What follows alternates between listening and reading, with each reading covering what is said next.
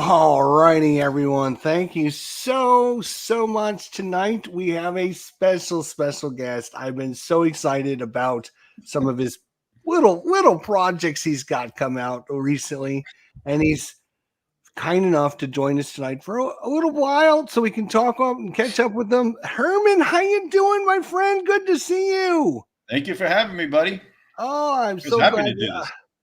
We just did our review last week of Plum Island Horror, and I'm not going to spoil it if you haven't seen it, but it was rated pretty good. I rated it pretty high. Yeah, you were great.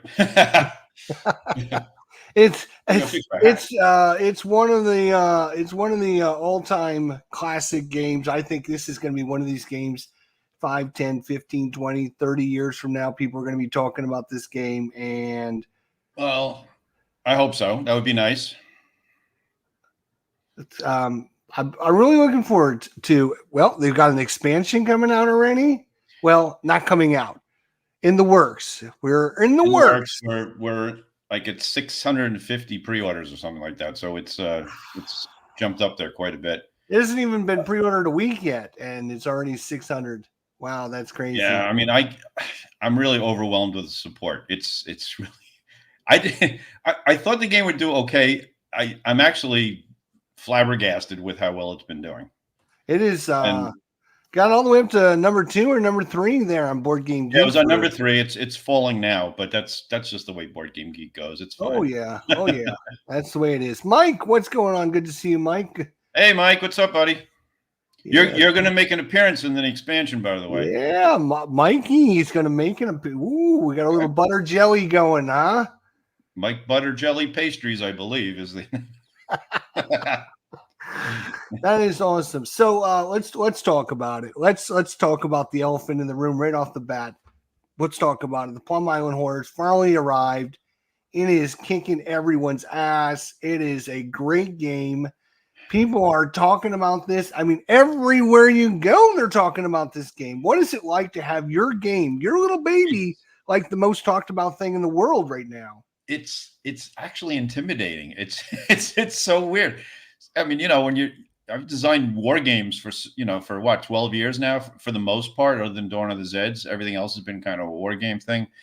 And just the coverage this is getting, I look on Board Game, but I was just telling you before, it's showing up on channels that I haven't heard of before, but they're not the normal channels I know about. These are like Eurogame channels or general gaming type channels. Right. Not the typical war game channels. Right. And it's really interesting to see your game being talked about from that perspective, right?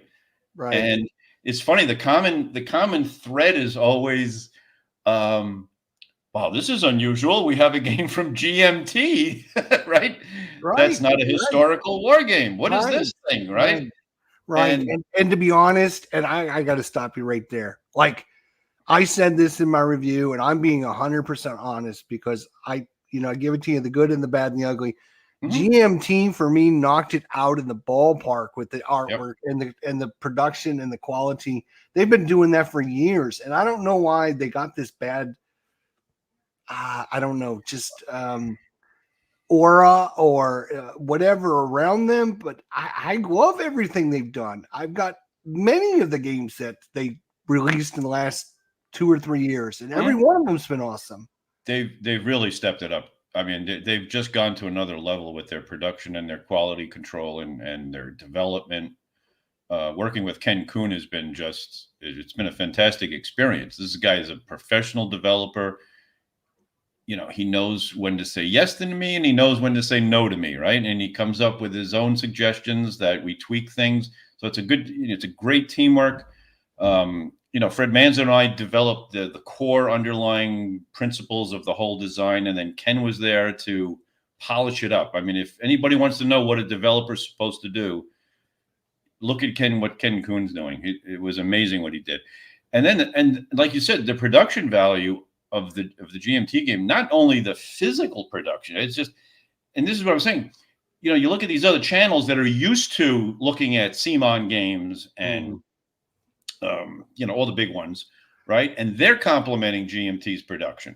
Yeah, and they're absolutely. And they complementing should, and they absolutely should. Yeah. and they're complementing the way the rule book is laid out and what it looks like, which is very un-wargamey looking, right? Yes, Um, exactly. and then, of Yes. course, Terry Leeds' artwork, which I knew when I first saw his first interpretation of what I asked, him to do.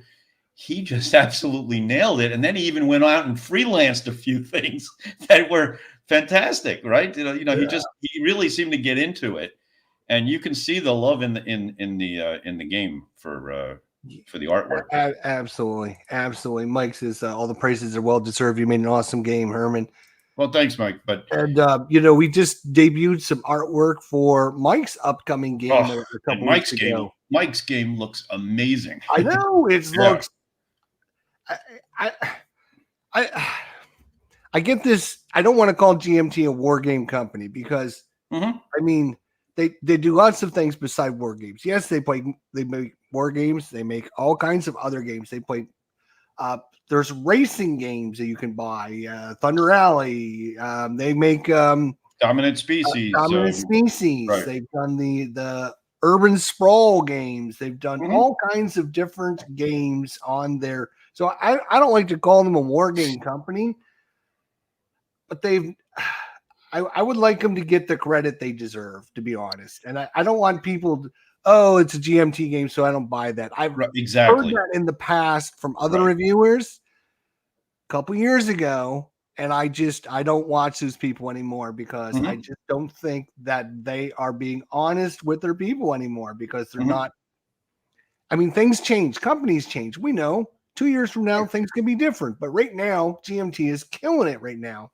They're killing it. And going back to Wolfpack for a second, just to know how well that artwork is done, it's hard to make a naval game draw you in, immerse you, right? I mean, Exactly. that game, when you look at it, you're going like, I feel like I'm on the high seas or under the seas, right? You Just look at looking at that box art and you're thinking, whoa, man, my stomach. Whoa. Exactly.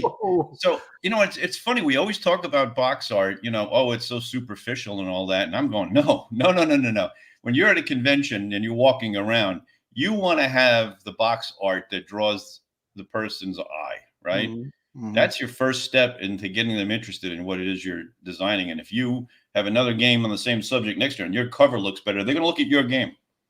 Right. So, Absolutely. yeah. Absolutely. JT, what's going on? GMT is great, but let's be honest, war games have never admired by non-war gamers for their art Mhm. style and amazing boards. I can see what Herman means. It's true. Like if you got plain old war game counters, Mhm. sure, they don't look like the fancy Euro games or the Ameritrash games with the Right. miniatures and all that. They don't look the same. True. But not every game the GMT makes is like that either. So Correct. And And let's look at the map boards. I got right in front of me right now is their reproduction of their new Liberty or Death. And if you Mhm. look at the map board on this game, you would think I could hang this on my wall. I could Mhm. hang this on my wall. Absolutely. And there's nothing wrong with GMT, pushing the envelope here a little bit with game designs. It doesn't mean they're going to stop making war games. They're going to make prettier war games and more accessible war games and more attractive war games to draw. And that's what we talked about. We talked about, well, if Plum Island Horror does well, that will draw people to GMT, and maybe they'll look at Command and Colors or Combat Commander or Yeah. all those. They're Command war games, Operations, but Solo, they're mass market non-solo, yeah. adjacent, right? They're accessible war games, and that can eventually get people interested in other parts of the catalog. Yeah, absolutely. And I don't know why some people like to classify things as a war game or not a war game. It's a game. What's the theme? Is it war theme? Is it horror themed? I think the theme to me is more important than what kind of game it is. Right. It just doesn't make a lot of sense to classify games because there's and I know you and several other designers out there are pushing the envelopes now, and we're merging different genres together. And I still consider myself a war game designer primarily. I'm just trying to find other mechanics to use to to liven them up a little bit, to maybe take a different approach to command and control, for example. And to me, that just opens up to other members of the audience that might say, "Oh, well, I like that mechanic. I'm going to go try that war game now." I mean, David Thompson did it with deck building and Undaunted, and it worked, right? I mean, Yeah, absolutely. Hugely successful. Absolutely. Mike says it's unfortunate with some of the really great looking games with miniatures and all the bells and whistles. A lot of times those games are actually not very good games. I know me and you, we both had Kickstarters from last year that came with all these fancy miniatures. We I was just played going it to say that one time and got rid of it because it's like trash. It was gone within a day. There are too many companies, designers, or whatever that are relying on miniatures and not game mechanics. Mm-hmm. And it's a shame because it hurts the hobby as a whole. But I totally agree with that. And there's so many people that I know that have spent $200, $300, $400 on a Kickstarter. They got it, and now they're trying to sell it for maybe $50 to $100 if they can find somebody. Well, it's funny you should say that. I actually have a Kickstarter that's out for delivery to me right now that I've already sold on Board Game Geek. Because I ordered it, God, 3 years ago or something like that. My life was different 3 years ago when I thought I was going to, have an audience of gamers to play it. Yep, and absolutely. It hasn't turned out that way. So, Jeffrey, congratulations! Thank you, great Thank job you, with Plum Island. Timothy, Plum Island sure looks like a fun place to hang out. You don't want to hang out there now. Platypus, that's my buddy up in Ohio that I was talking about earlier. The one that asked me about Chickamauga. Chickamauga. Got undaunted Normandy and reinforcements for Christmas. Oh, that's cool. I got that myself. Look at that. Now, I broke down and bought it. Now, I did not know this, but Reinforcements is a solo version of that? There is a solo module in part of it, yes. Oh, okay. Yeah. I didn't even know that. Yep. Oh, very cool. Absolutely. Well, I mean, David's going to ride that he's going to ride that series to the end, you got the Monster Box of Stalingrad. You got the Battle of Britain one come out. They got another one that was a sci-fi one now. Yeah. I mean, let's be honest. When you got a good thing, you can keep going. You just keep thinking of new ideas, right? Yeah, absolutely. And that's where we're at with Plum Island. We got an expansion coming out. Mm-hmm. Are we allowed to talk about that? Yeah. Okay. Yeah. So, what can we expect in expansion? I'm going to call it expansion 1 because I have a feeling there might be a few. I'm just saying. I just have a feeling there might be a couple. I have to be honest. I really don't know if there's going to be more or not. I'm not exactly sure how this is going to play out in the long run. This first expansion is mostly a more stuff expansion. Mm-hmm. Okay. So I don't like, and I'm sure you feel the same way, that we've had a lot of games that got expanded to being unplayable, right? Because they're adding more rules and more mechanics and more things to remember, and they're changing the core base way to play the game. So that's Ken and I agreed on that if we did expansions, they would be more stuff expansions, and anything that got added would just seamlessly work with the game. So you didn't have to. So, for example, one of the new mechanics we have are alpha horrors. So alpha horrors, are tiles. They're horror tiles, right? They look like a horror tile, but there's how many are there? There's 3 or 4 of them. I think there's 4 of them, and they come out in an event. And what they do is they spawn a murder of horrors, and then you take the alpha horror, and you stick it on top of the stack, and it gives the entire stack a special ability. Oh. So let's say, so it kind of morphs its own special ability into everyone. So the Alba Twitch pack, the Alba Twitches teach the horrors how to do ranged combat. The Men in Black actually have the horrors move faster, and they move through player units. So they actually take the black helicopters over the units. Oh my gosh! Yes, the feral armadillos give the horrors some protection, right? So they have like an armor. Oh, okay, so yeah, all right.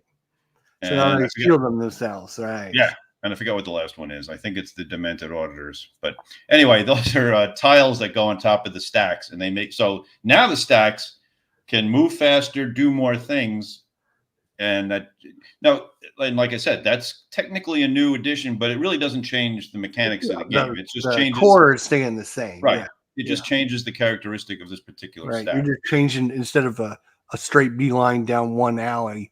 It might be doing other things along the way. Well, you might have a defense set up, and the Men in Black stack might jump helicopter right over you. And then you're like, oh, and shit, then you're like, uh-oh, they're behind us now. Booby trap for them there. Well, speaking of booby traps, by the way, I hope everybody likes my Buc-ee's sweatshirt. Yeah, we have a booby trap thanks to you.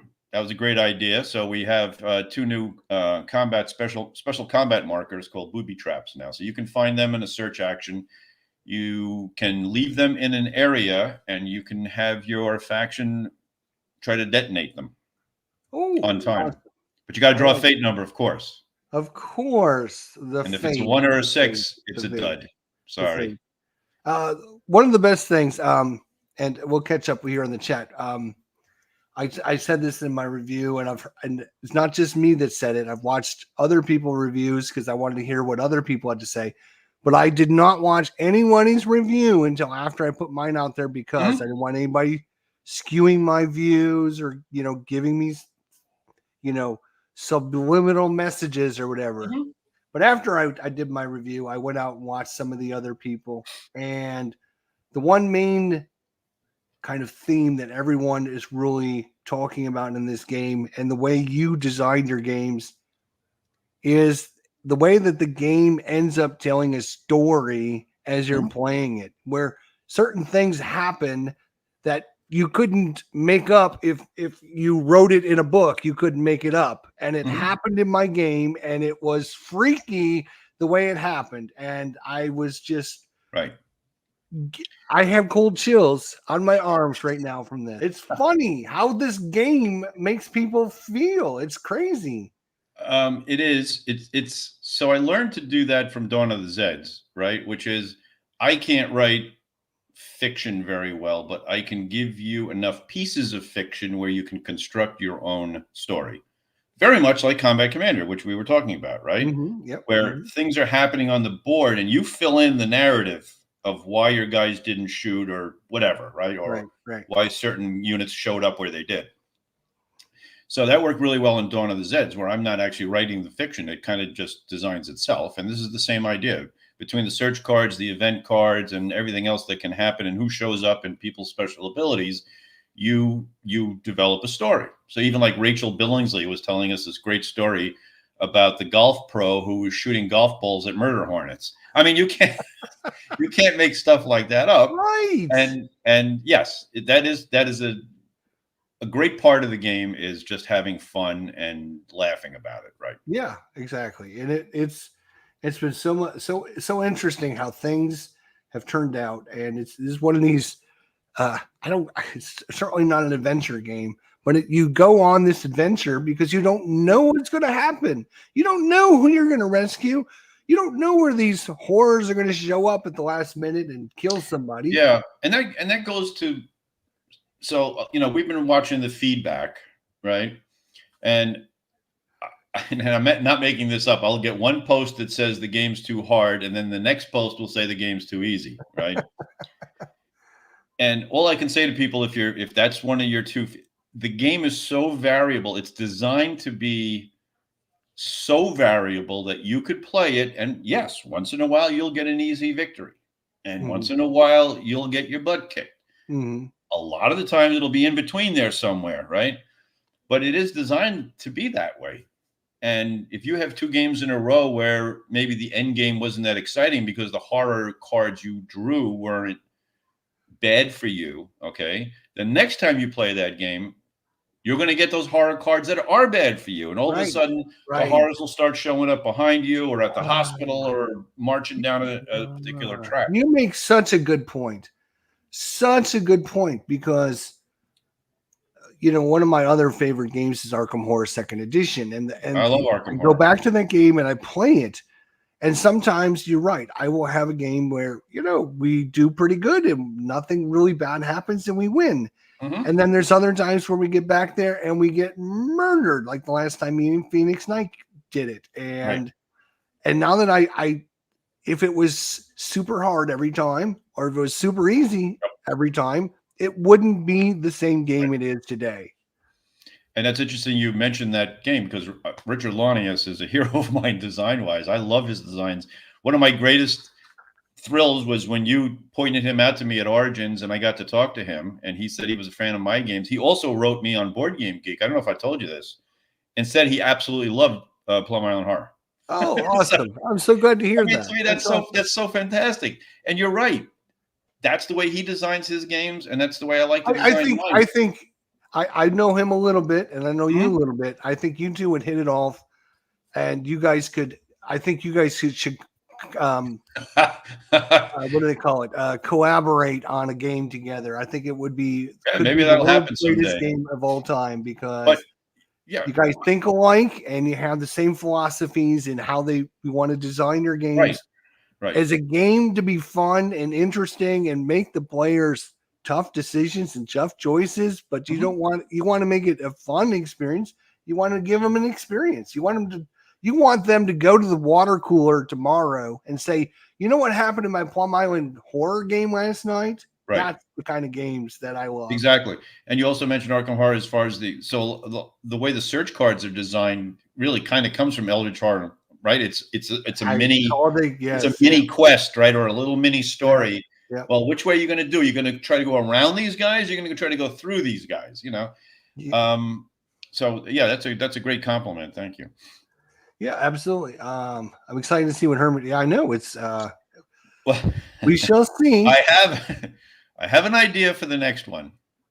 We shall see. Undaunted is pretty cool. I only own and played North Africa. It's very. Yep. And it's a perfect example of taking a popular mechanic, deck building, and converting it to wargaming. Why not? Absolutely. Why not? Deck building, war game. Also, and this I can't understate this enough. Cooperation. This word right here says cooperative. I don't know. You can't see the whole. Well, I think you hit the nail on the head. So one of my great, and one of my great passions lately has been to do cooperative wargaming, because I love when I played with my group in New York on Saturdays, man, it was the four of us. So we're not playing war games, right? Because that's one-on-one, and we didn't want to split up. So we're now playing games that are cooperative 4-player games, and I absolutely love that way of playing it. It's a whole different mental approach to the gameplay.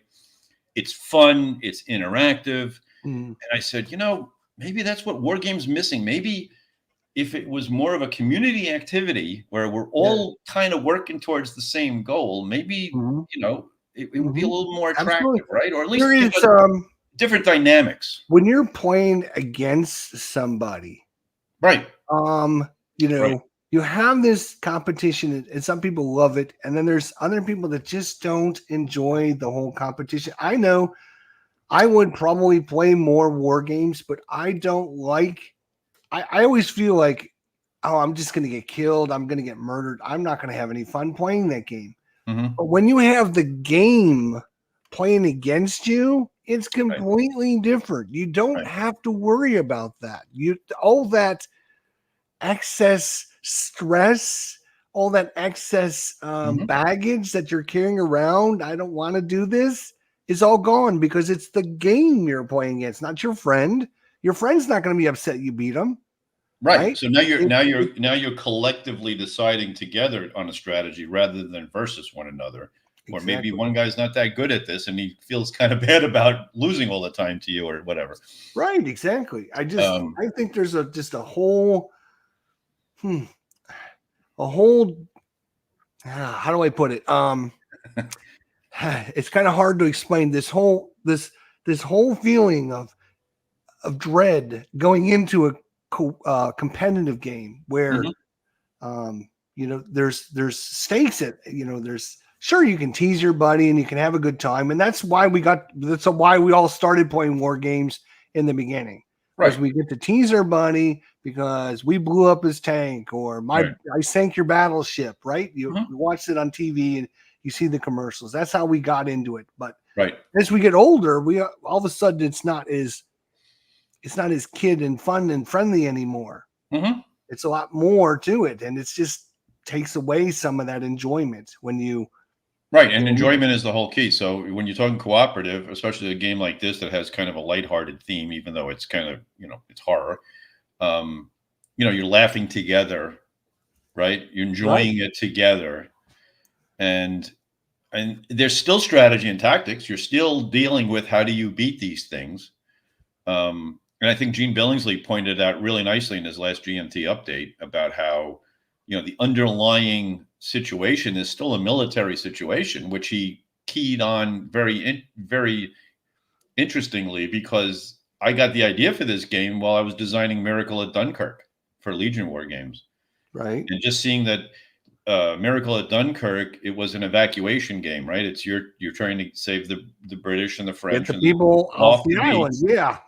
And I was doing that and going, well, this is not a war game. I mean, it's a war game, but it's not. You're not going to beat the Germans. It's about getting your guys off the beach, right?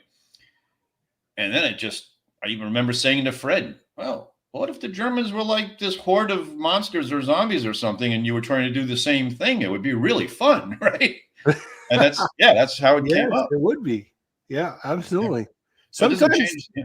great ideas come from the strangest moments. Oh, absolutely. Looking forward to Dunkirk coming out. It'd be similar to Plum Island and the escape idea. That's what we did. Right. Yeah. So you're Exactly what getting we became. points for getting guys to Dover.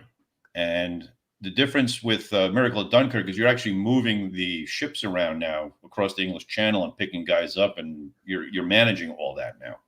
Yeah, yeah. And Mike was just talking about Oh yeah, there you go. driving Right. force So behind Wolfpack, playing a right, because game you with guys him with played some it friends. cooperatively when you did the demo, right? Yep, yep. Yeah. And it was great, and it got us working together as a team and Mhm.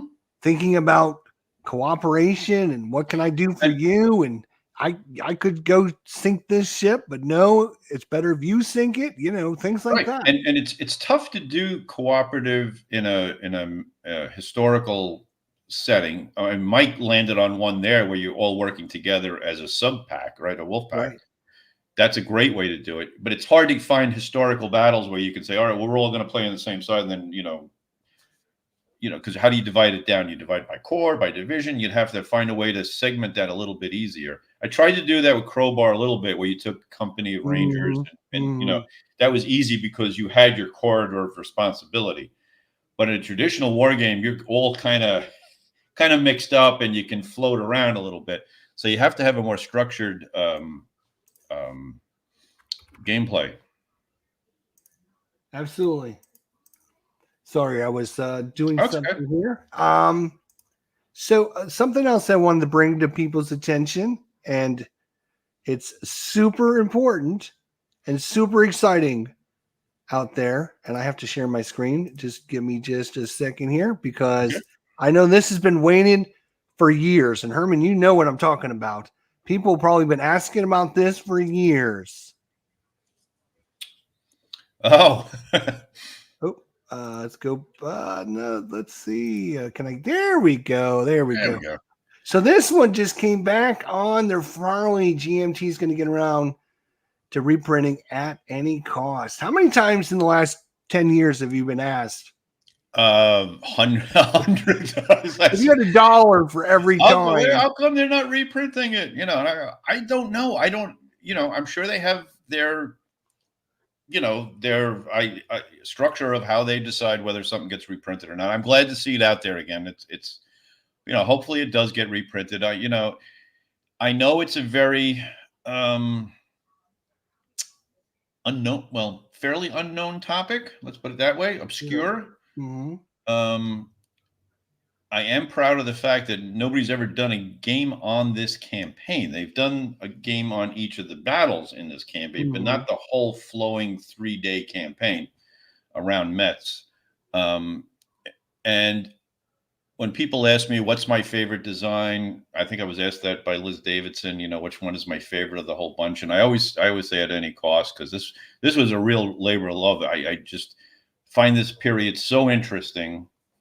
The matching of Napoleonic warfare and modern warfare kind of clashing here, right?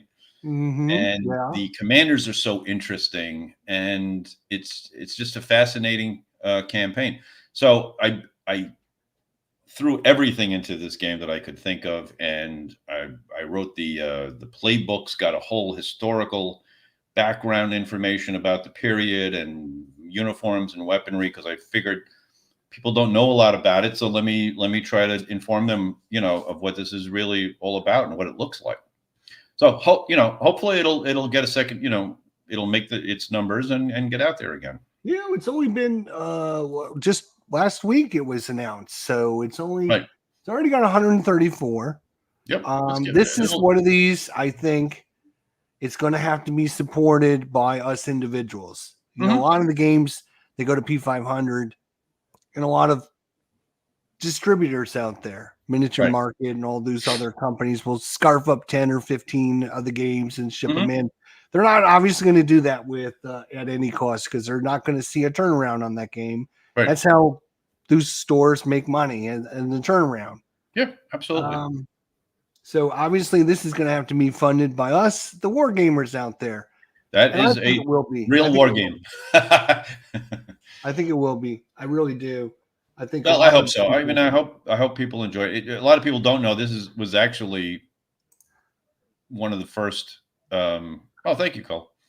One of the first Blind Swords games. This is, really the very first one was Duel of Eagles, was just about the Battle of Mars-Latour. This was a growth off of that, and the whole campaign that incorporated the Mars-Latour battle.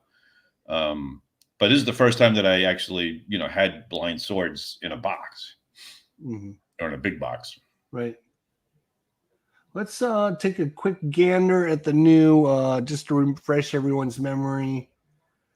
And let's see where we're sitting with the You new. just supposed to buy it, didn't you? Oh, I probably did. Yeah, it's under made the cut. Yeah. There it is. There it is. There we Yeah. go. More of a bad thing. Woo, 645. Oh, cool. Nice. All right. So what are we getting here? Well, there's your little description. All right. So you asked me about the factions. So there's 3 new factions.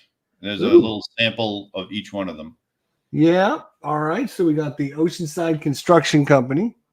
Yep. That's Ken actually invented that faction by himself. Oh yeah, Ken realized this. Yep. Yep. So is this going to be kind of a build and repair faction? He's got some really cool stuff in there.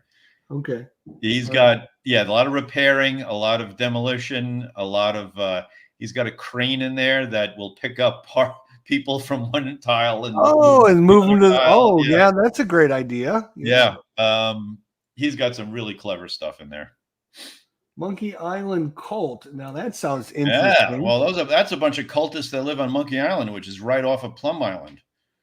And they've been predicting the end of the world. And when they saw the superstorm come in and wreck Plum Island, they thought, this is it. This is our premonition come true. We're going to go over to Plum Island. And little did they know, the horrors don't like them either. So the horrors don't like the cultists. So that is my they actually have like old Cthulhu names. That's because they can do nice. Rituals. That's great. They can do rituals and stuff like that. Oh, we got Blue Panther in the house. What about the zombie game? Hey, Steve. What's up, buddy? So we got ZZ Big Top Circus. ZZ. Yes, so we have a circus Big faction. Circus. Oh, that's too funny. Oh my god. How do you come up with some of these names? Is I don't know. That's funny. A lot of people ask me that. They just pop into my head as I'm watching television, or I'm just thinking of things that they just come in there. Yeah. Yeah. So that's a circus faction. Their compound is a clown car, which has unlimited stacking, of course. Oh, of course. You can. Yes, it's a little Volkswagen. It's a little Volkswagen Beetle. You'll see the picture of it on the other screen on the top there. Oh. In the sample art, yeah. Oh yeah, right there. Yep. Yep. Oh, that's too funny. Oh, it's a little love bug. Yes. Oh my gosh, that is more great artwork as well. That's great. So we got some factions. What else we got? Yeah. What else you got on there? Nightmare mode. Oh, it's making it harder. We're moving to nightmare mode. What is this Well, nightmare that's because mode? all the people screaming it's too easy. We had to come over to nightmare mode, of course, for those people. I suspect, and it's some people might be playing it incorrect. They might be forgetting a couple of rules or something when they say it's too easy. I had one guy write me and say, well, we got everybody off the island. We evacuated everybody at the end of turn 3. And I said, that is almost mathematically impossible to do that. That would be very to get hard. to 26 evacuation points at the end of the 3rd turn. Yes. So you're doing something wrong. That's 3rd turn is still the first day. So yeah, it seems a little. I would have to see them play this game because that just doesn't make sense to me. Right. So yeah, there's a little list there of everything else. So we got more mutations, markers, plastic standees, some more dice.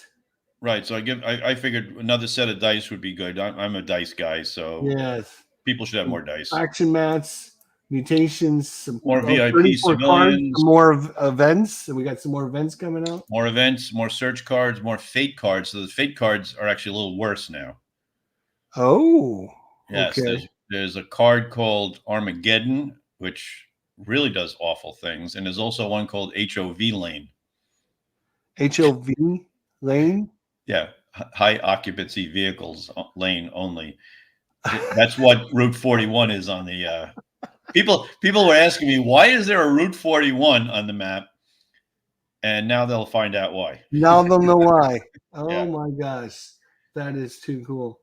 All right, so that's one thing you had come out. Shall we talk about the second thing? Where is it? I gotta find my box. Hang on. Here it is, right here. I got my box. And my Blue Panther, Blue Panther friends out there. Blue Panther will be very happy about this one. Blue Panther, if you the knucklehead who threw his counters out and had to order another set, that was yes. me. Yes, I was the one that emailed you about. I don't know. I punched them out and then they disappeared on me. Anyways, the struggle for Zorn, the red blight. This is another game that you just recently released through Blue Panther. Right. And again, more towards what we're talking about, cooperative war games. That's what this is. Yeah. It is a multiplayer cooperative fantasy war game. Fred was, of course, involved in that at the beginning too, and Ryan Heilman, who's a fantastic developer as well, all involved in this.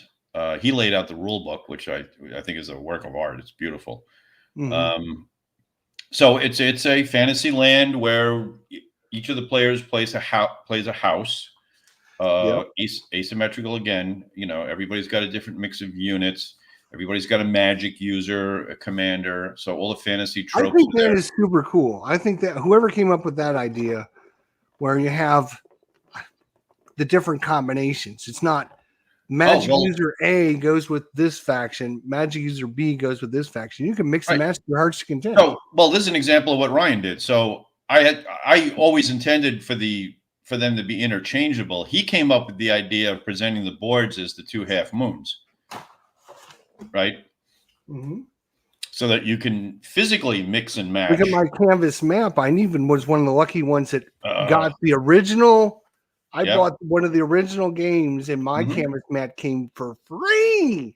Because I was Yeah, for you people who haven't seen a Blue Panther canvas map, if you order a game from there, get the canvas maps. They're very cool. Of course, the colors are going to freak out here, but you have your different leaders on one side of the map. Here, we'll just do it like this, maybe. Right, so people can't see it. So it's a piece. It's a thick cart. It's almost wood. Really? Yeah, it is wood. It is a piece of wood, and then it goes onto your faction board like this. Right, so your commander goes on the left side of the faction board, and the magic user goes on the right side of your faction board. So you can have it fully deployed in front of you. Yep.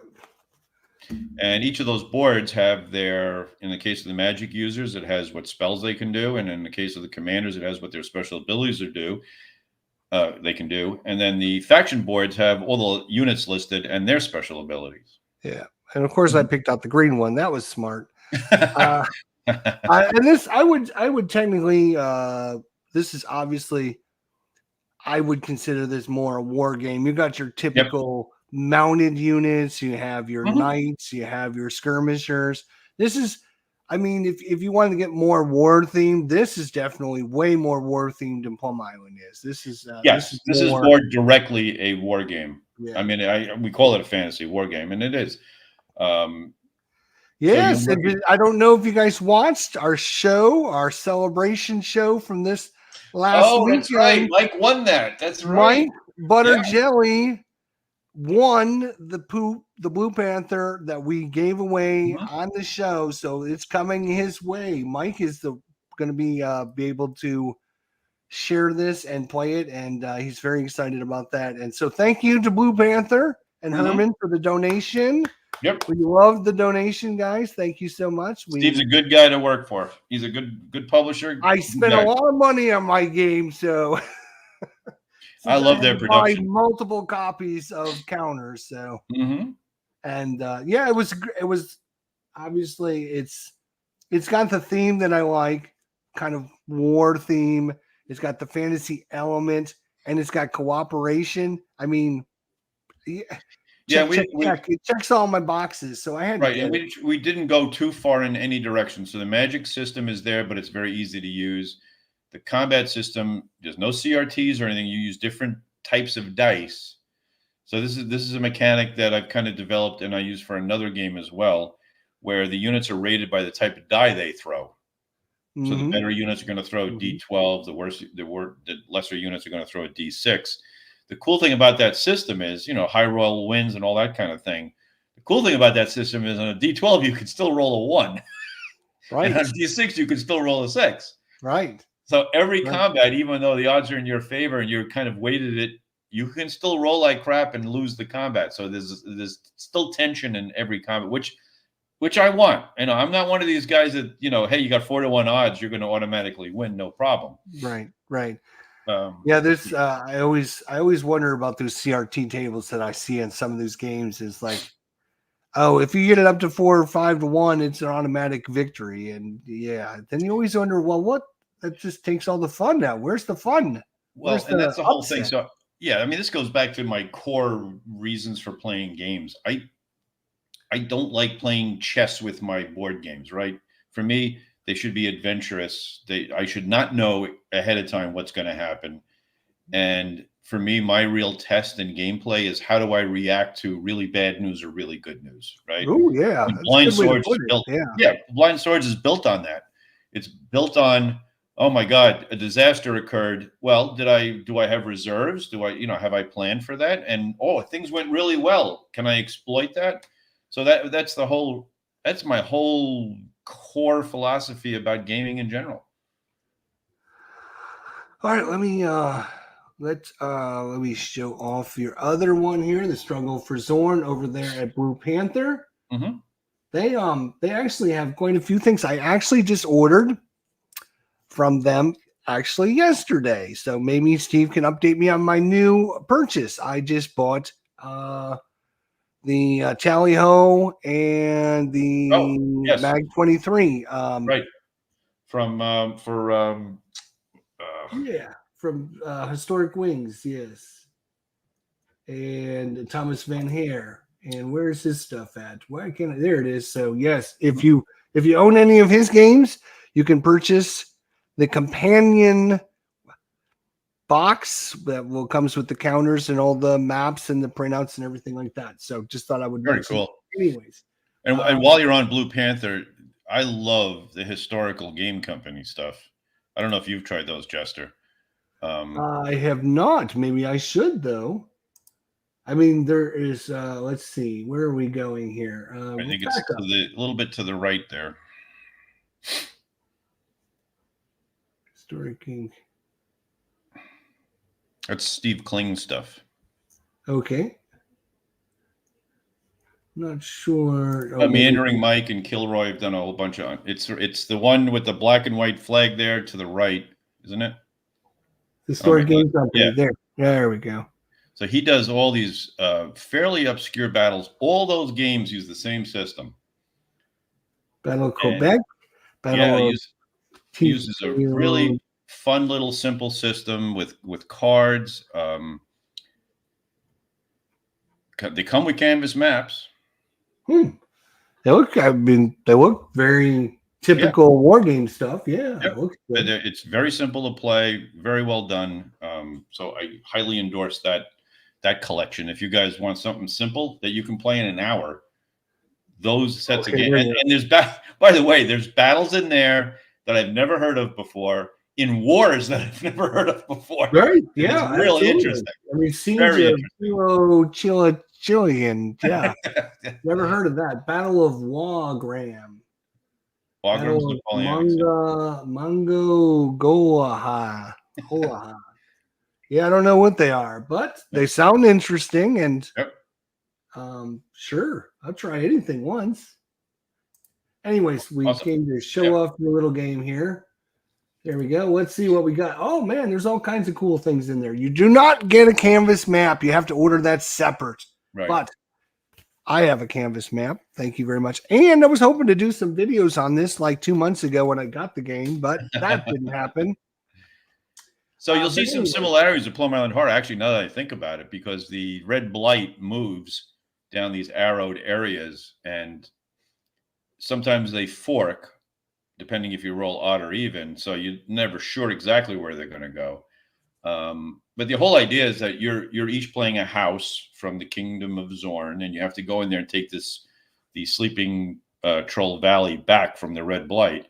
So you're attacking their dens, you're recovering treasures, and fighting their monsters that are coming down. It is semi-cooperative, so each of you is trying to get enough glory points that if the side wins, you're going to win as a player. Right. So again, it's cooperative to a point, which I kind of like that dynamic. I like the semi-co-op dynamic. As a matter of fact, we're adding that to the Plum Island Horror. We're adding a semi-co-op mode where you get bragging rights points. Right. So now you have to keep playing well for yourself because you want to win the game if your side wins. Obviously, everybody loses if the bad guys win. Right. And that's the same here. Yeah. If the bad guys end up winning. Yeah. Yeah. Hey, Fred. Good to see you. Yes, Fred. Coming by. How you doing? All righty. Fred in the house. Yeah. Fred was part of this team as well.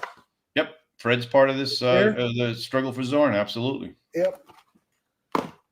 So thank you for your efforts on that as well. It's a beautiful game. I apologize to Herman. I apologize to Blue Panther. I got the game. I ordered it the day it was released because Herman said, "Hey, I just got another game released. You might want to check it out. It sounds like something you might like," because he knows what kind of games I might like. Fantasy, solo, war game. He's like, you might want to check it out. So I ordered it that day and it arrived within a week. And I was so excited. I did a live unboxing of it. I remember watching that took all the pieces out and was showing it all off. I was showing my canvas map and we were having a great time with it. And there was pieces and parts and everything after the live stream all over the desk. And somehow, some way, when I put it all back in the box, the counters, I think, got thrown in the trash can with a bunch of trash or whatever. And so all of a sudden, like a week later, I went to do a video and pulled it out, and there's no counters in the box. Mm-hmm. So I had to contact Blue Panther, and I thank them for printing me another copy and sending them to me. And again, the copy that Mike won on our show on Saturday, I thank you and Herman for that. Thanks for the donation to our little war game show that we have every Saturday at 4:00 p.m. Eastern Standard Time. And awesome.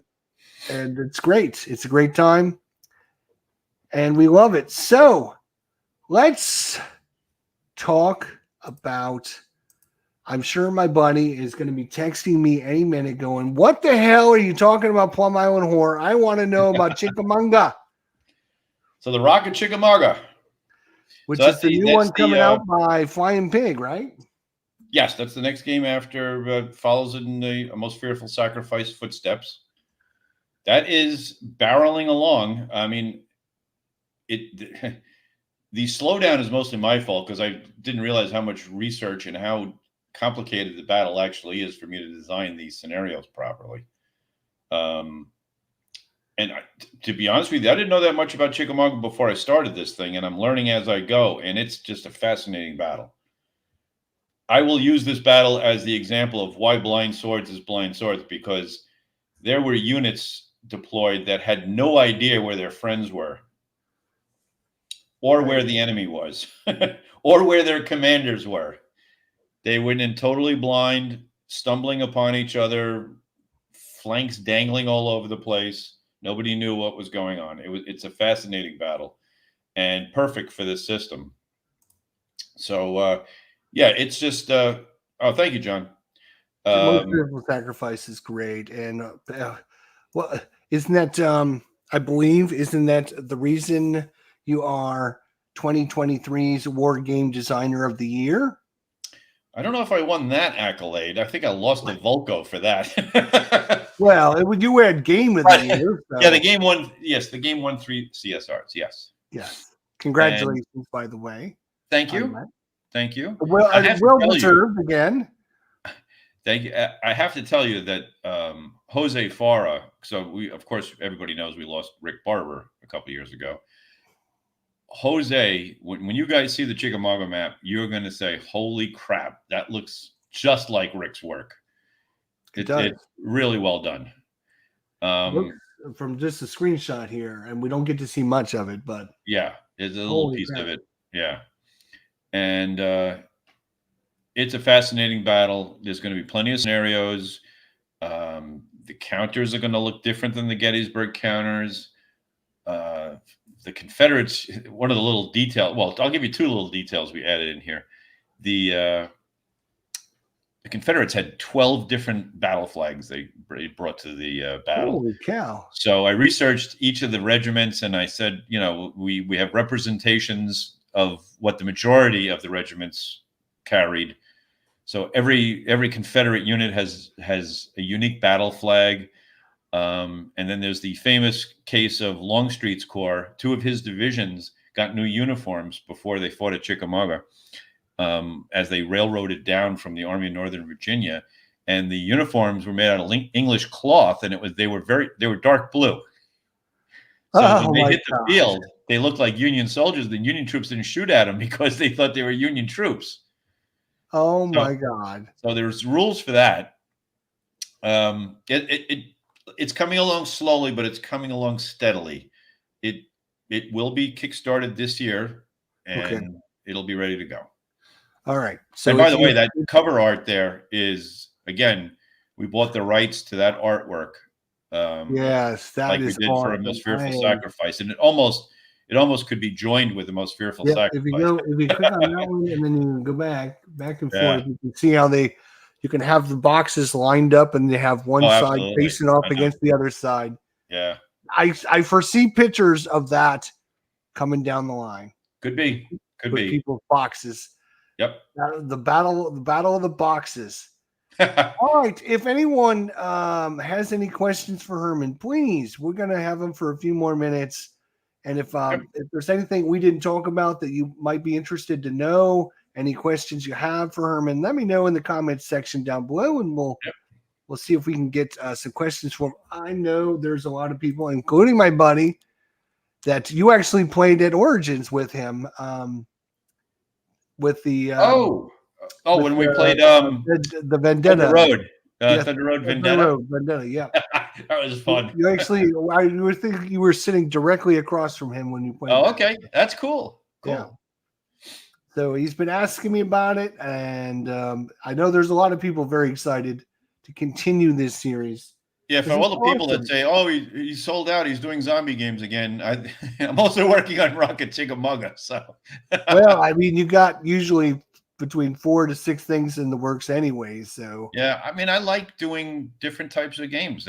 I love doing sci-fi. We have a sci-fi game coming out from a European company, Nuts Publishing, and we're just trying to do all sorts of different things. yeah, Gaming if is you just do war game after war game after war game, you will get burned out. absolutely, and gaming is fun, man. I love my historical war games, but they require a lot of research, a lot of time, a lot of effort, and then, like I said, I call them my palate cleansers. My palate cleansers are doing a sci-fi game or a fantasy game or a horror game because you just have fun designing the best and most entertaining thing you can design, and don't worry about realism, right? Right, exactly. Yeah. Right. Who's gonna tell you your zombies are not doing enough damage? My zombie reinforcements did not come in at the right road. Exactly. Well, that's funny because that's one of the marketing things I tried to do at Plum Island Horror by making it a actual event.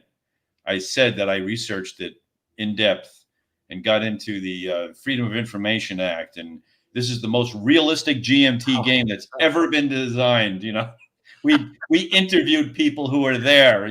Oh my God, that's too funny.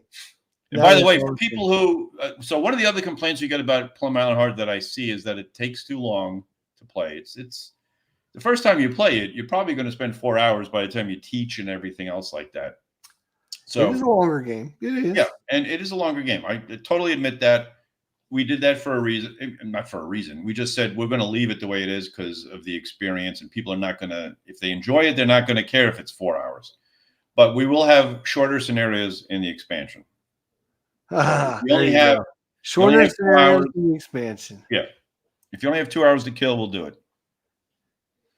Correct. Fred is correct. Fred actually has his own sci-fi game for unrealistic sci-fi game. Well, he is right about that. That's a long story, but we were told that the Marine units and invaders from Dimension X shouldn't be equipped with heavy weapons because a Ranger battalion wouldn't have heavy weapons. So. Yes, I mean, come on. Jeez Louise, people. Unbelievable. It's only a game. I thought it was only a game, but what do I know? What do I know? Anyways, if you have any questions for Hermann, it's first chance we've had to get him on the channel for a while, and I know he's been busy with some stuff. And any news on anything coming down the horizon besides Chickamauga? Anything you can talk about yet, or are we kind of off limits still? Let's see. Miracle at Dunkirk will come out this year. There's a game from Hexasim that will come out this year. There's a game from Nuts Publishing that will come out this year. There is Ryan. So Ryan Heilman is the worst guy I could have hooked up with because he and I text quite regularly and we end up exchanging ideas constantly. So that's good. There's a whole bunch of stuff coming down the line from Blue Panther that that's good though. Yeah. There's one big one coming up. I know Steve wants me to talk about it, but I can't really talk about it just yet. We do have Tattered Flags. Fred's mentioning a Planet of Doom is coming soon. Yes, so Planet of Doom is Fred's design. It is the 4th game in the Invaders from Dimension X universe. Oh, okay. And involves the Mossmen. Of course, the Mossmen. Yes. So yes, that will come down from Tiny Battle at some point. I'm not sure exactly when. There's just so many things. Blue Panther says, "Go ahead. You know you want to. You know you want to. Spill the beans. Spill them. Come on. Just let it all out, Hermann. It's better if you keep it all bottled up. It's just going to be negative." I can tell you because I was working on it today. There will be a game called Tattered Flags, which will be the re-implementation of my first design ever, which was Gettysburg the Wheatfield. So it will be a miniatures American Civil War game on a board. Oh, there you go. Okay. That wasn't that hard, now was it? No, but that's not what he's talking about. I'm sure it's not. I know. That's not what he's talking about. I'm sure it's not. It rhymes with Ted's. It rhymes. Oh my God. All right. So, okay. We are going to do. Oh God, I can't believe he's making me do this. So we are going to release at some point this year, and I'm not going to get into too many details, but there will be a new Zeds game. Really? Yes, and it will go back. Wow. Well, one of the things that's been ticking me off is that third edition of Zeds has become too bloated, too complex. I've heard people say to me, I can't get into it. It's 5 rule books. It's too much. And I've always wanted to bring Zeds back to the second edition where you could play it in 2 hours and just play it with anybody, and it would be more accessible. And I've always wanted to redesign the combat system and make it custom dice and make it a lot easier. So Steve, Ryan, Fred, myself have decided that we're going to do what essentially is a new Zeds game that goes back to the second edition mechanically, right? Yeah. But we're going to do it where it's a generation ahead, and it'll be kind of post-apocalyptic zombies. Yes. I like that idea. I am completely on board. After my little issue with my counters, I was like waiting for Plum Island. It didn't arrive, so I was like, well, I'll just get out Dawn of the Zeds, third edition, which I have. Mm-hmm. Right. And I went and I got it all set up, and I said, nope. Put it all back. I said, no way. I don't blame you. Way. I knew it was too much when Nancy's daughter has Dawn of the Zeds third edition. She called me up and she goes, Herman, I can't play this. It's too complicated. Yeah, and I knew then, I was like, well, wait a minute. You're the age group and the people that I want this game to be played by, right? Mm-hmm. And then I said, I have to redesign this game and bring it back to it.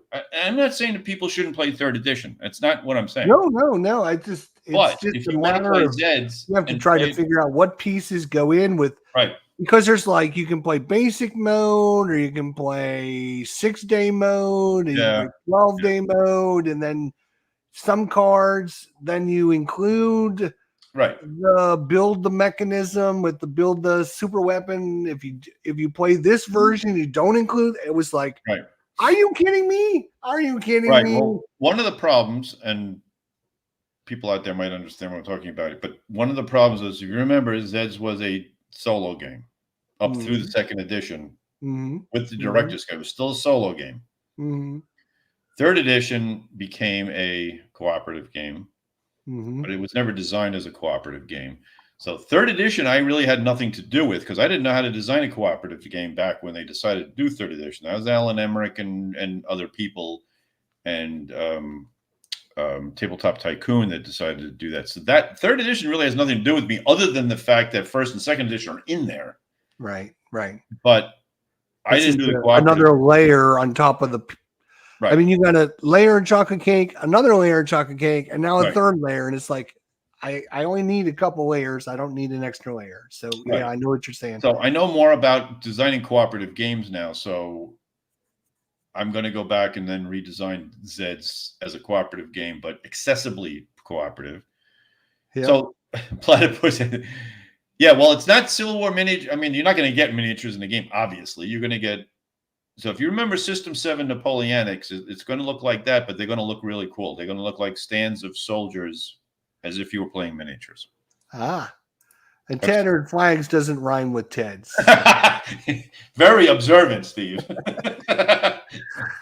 We need Ruff here to, give Herman the old beat down and know what he's up to. Ruff had the inside info on me that one time. That was. I still remember that. That was like 2 years ago, and I still remember getting blasted by Ruff with that stuff. Yeah, we just a couple 3 or 4 episodes ago on the War Room, we did our top 10 moments on the War Room, and that was listed as one of the top 5 moments on our show. Was when we got you on. We got you on the first time. You had never met us, never talked to us. I think I emailed you on the blue, and you come on, and I introduced you as Hermann Luttmann, and your face turned white, and you're like, "Oh, it's Luttmann. Do you not know who I am?" And I was like, "That's true. Oh, that's what it is. Oh, okay." Like I was putting it off because I knew what your name was, but We like to. And that's the thing. I didn't know if you knew how to pronounce my name or not. I had no idea. And then Ruff was like, I know what games you're coming out with. Yep. And your face turned red when he started listing all these games. And I was like, because I think he got it from it was a written interview I had done. I think it was Diagonal Move or somebody like that.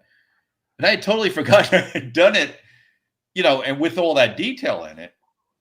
And he read it and nailed me with it. So yes, he did. It was awesome. It was epic. And it was a great introduction for us because it broke the ice and it lets you know that, hey, we're just here to have fun. Yep. We're talking war games. Then you had the t-shirt and everything like that. That was cool. Yeah. So Jeffrey, if you play 3rd edition parsed down and play it solo, yes. So I'll just say yes. But you don't want to. You want to get this new game from Herman when it comes out. What's it gonna be called? I think we're calling it. I think Steve wanted to call it Revenge of the Zeds. Okay, there we go. Revenge of the Zeds. I like that. Yeah. It's going to be a post-apocalyptic survival situation. So the premise is that it's a generation later after Dawn of the Zeds. And it's in a different place called Oak Ridge. It's up in the mountains. And it's the sons and daughters of the original heroes. Oh, nice. Right. And it's a different world now. And the Zeds have come back. And now they're a little smarter. And they may have some armor and some other kinds of weapons and things like that. A little more Mad Maxy type of Zeds. I like that. But I 3D print some 2mm minis. Oh man, he does all that crazy stuff. No, Platypus. He does it crazy. He paints them, and he's got I hundreds and thousands of them, man. In that cabinet right there are 6mm Frederick the Great miniatures that I painted that I still have. I love those little minis because they're epic. I played Warhammer 40K in 6mm. The epic scale Warhammer was just fantastic because you could play entire armies on a dining room table. That would be awesome. You two would have a great time. Language. You two would have a great time. Legacy of the Zeds. There we go. Legacy of the Zeds is interesting. Definitely got the new one. I recently had picked up the 3rd edition. Okay, yeah. Well, it'll be a while. Don't worry. Legacy is Dead is definitely. Oh no, Steve's been influenced. Title. There we go. Timothy, I would. Legacy of the Zeds. Blue Panther can work out a deal now on naming rights. He's painting 40K, 30K, right? 30K right now. Right. So, man, you have to reintroduce me to this dude. I will definitely. Right, so they're trying to bring back Epic through Legions Imperialis. I don't know how successful they've been. I haven't really gotten into it yet. I'm afraid to, because if I go down that rabbit hole, that's one too many rabbit holes I go down. I just started playing golf, so that's another rabbit hole I'm in. Yes, I will. When he sends me some photos, I'll forward them over to you. You can check them please. Out. Yeah. Descendants of the Zeds. Descendancy of the Zeds. I like that too. Oh boy, Steve's gonna have some tough calls here. He's the publisher. He gets the last call. We have a nice group playing here weekly, he says. Where does he live? Columbus, Ohio. Oh. When we go up for Buckeye Game Fest. I'll be at Buckeye Game Fest. I'm planning on being up there myself. Yeah. So hopefully. As a matter of fact, Grant and Alexander want to play something with me. Is it an RPG of Player's Aid? The Player's Aid? They keep dying in the Plum War. The ones that you keep killing off. The ones that you keep killing off. I played 3 times in a row in the Player's Aid. The first unit killed is the Player's Aid. 3 games in a row, and it's all random. I know. It's all random. How that happened? I don't think the game. I don't know. I think you're planting them in there. You're putting them on the front line. It was a random event. I drew a random event, and zombies spawned right on top of them. It's your fault. You don't like the Player's Aid.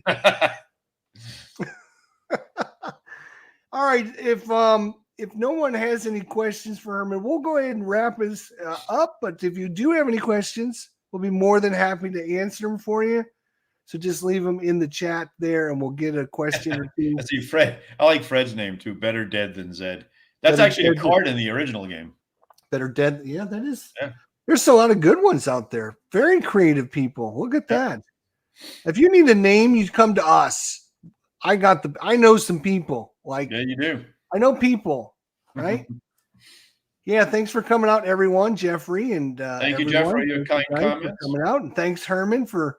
I know this was kind of very impromptu, quick. Hey, you do anything tonight? I can get on and we can chat. And you're like, sure, why not? 7:00. Again, I'll say thank you to everybody for their support of Plum Island Horror. I mean, it's just been, like I said, and I'm not exaggerating. It's actually been overwhelming.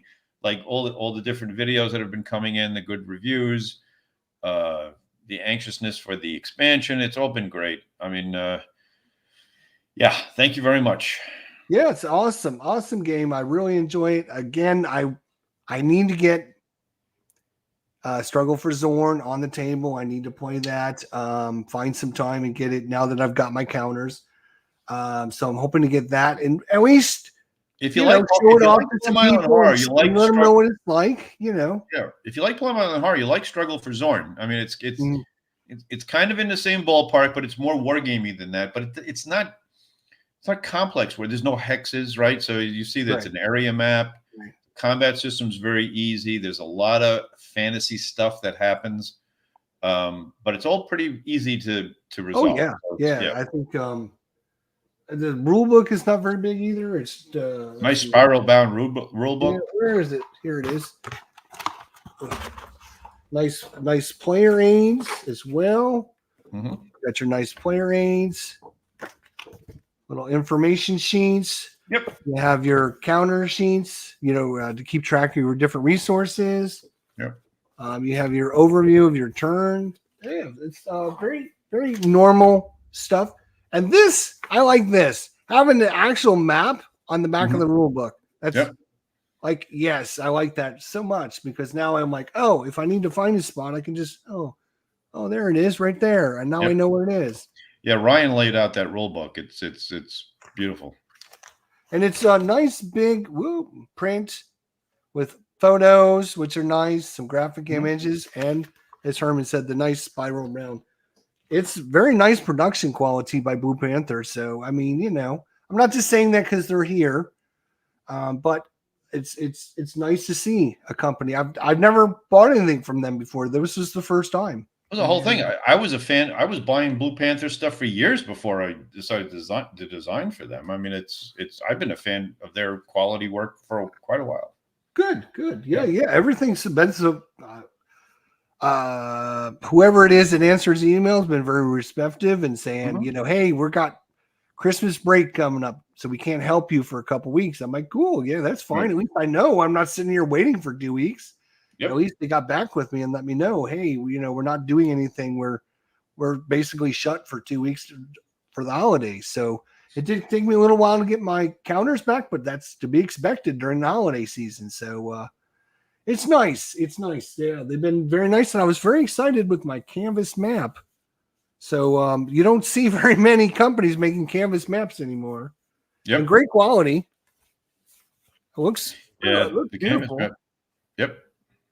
So, anyways, cool. I mean, like to talk about everything. We like Plum Island Horror. We love that. Love the Struggle for Zorn. Love to see that. Everything. So, anyways, thanks everyone for coming. You and I are going to be playing Combat Commander at some point next week. Next week, we're going to get together and we're going to do a live stream where we're going to play Combat. Me and Herman going at it. Competitively but friendly. We're getting our competitive juices flowing, and we're going at it. We're gonna pick a scenario where we're gonna go at it, and if you pick the winning side, you might win a game. We'll see.